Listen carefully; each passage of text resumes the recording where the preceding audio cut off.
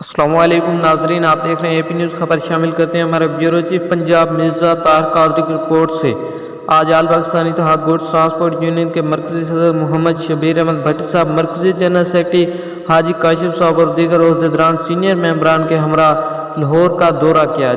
इस मौके पर लाहौर के यूनियन ने सदर आल पाकिस्तान इत्तेहाद goods transport union Mohammad Shabbir Ahmed Bhatti साहब, जनरल सेक्रेटरी हाजी काशिफ साहब का वाहलाना इस्तकबाल किया। इस मौके पर मरकज़ी चेयरमैन अरशद चीमा साहब, मरकज़ी चेयरमैन रहबर कमेटी जनाब राना इम्तियाज़ साहब, चेयरमैन पंजाब अली खोकर साहब भी मौजूद थे। इनके इस्तकबाल में फूलों के हार पहनाए गए और यूनियन के मुतल्लिका तमाम ओहदेदारान से गुफ्तगू की गई। मज़ीद तफसीलात के लिए देखते हैं ये रिपोर्ट। मैं शुक्रिया अदा करदा। वो साडी गुड्स बरादरी वास्ते मीटिंग हुई है। पूरे पंजाब च साडे जिन्ने भी सदर ने असी अलहमदुलिल्ला यूनियन की रात को दिन मेहनत करांगे और बेलौस असी जिहड़ी खिदमत कर सके करांगे। असल साडा मीटिंग करने का मकसद है चेयरमैन साहब चीमा साहब को आउंदा 279 पूरे पंजाब च बड़ा मसला इशू है।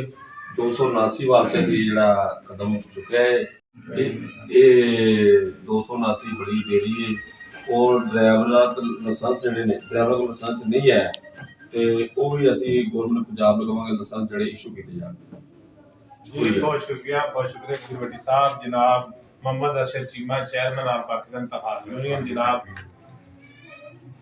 आज बहुत अच्छी मीटिंग हुई और मैंने इन लोगों को जो इनके मुतालबात थे उसके हवाले से बातचीत हुई। इसमें यह था कि नासिक का पर्चा था, हमारे जो होता रहते हैं अमूमन होते रहते हैं, और आर्टी सेक्रेटरी जो कि लाहौर में हमारे इलाके में या इधर दीगर इलाकों में जो तंग करते हैं लोगों को, उसके बारे में भी काफ़ी जो है डिस्कस हुई है। और इंशाल्लाह आर्टी सेक्रेटरी के बारे में तो मैंने बता दिया कि इंशाल्लाह मैं उनके साथ मीटिंग भी करूँगा और इंशाल्लाह आइंदा के बाद कोई ऐसा नजायज़ चलान वगैरह नहीं होगा। दूसरे नंबर पर जो हमारा मामला हैं ये एक्साइज के, वो भी डिस्कस हुई हैं। इंशाल्लाह जो भी मुतालबात होंगे मैं इनके साथ मिलकर, अपनी पार्टी के साथ मिलकर और अपने अहदेदारों से मिलकर इंशाल्लाह के बाद लाएअमल देंगे। इंशाल्लाह उसके बाद जो है ना इसका नतीजे भी अच्छे आएंगे।